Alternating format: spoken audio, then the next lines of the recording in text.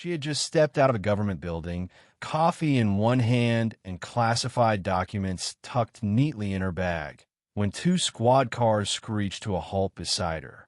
"Ma'am, hand where we can see them," one officer shouted, guns drawn.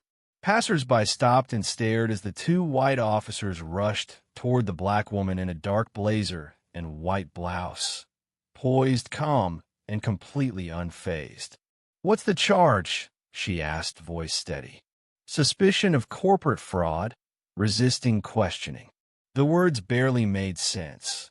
They were fabricated based on a false tip from a failed defense contractor looking to cover his tracks. The officers handcuffed her roughly, unaware of who they were really dealing with. She didn't resist, didn't panic.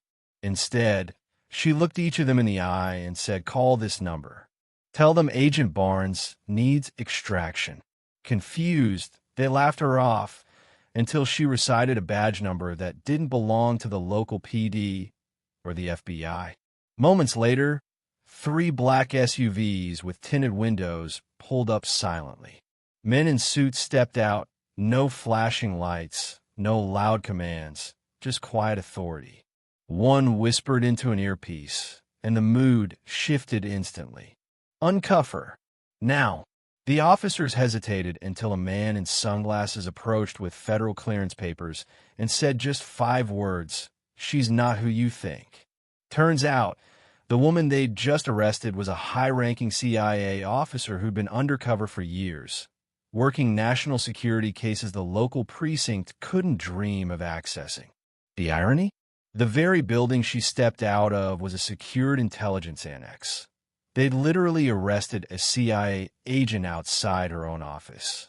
As she brushed off her blazer and straightened her bag, she turned to the officers and said, "Next time, check the clearance level before you make assumptions." The story hit the national news not because of her rank, but because of her calm.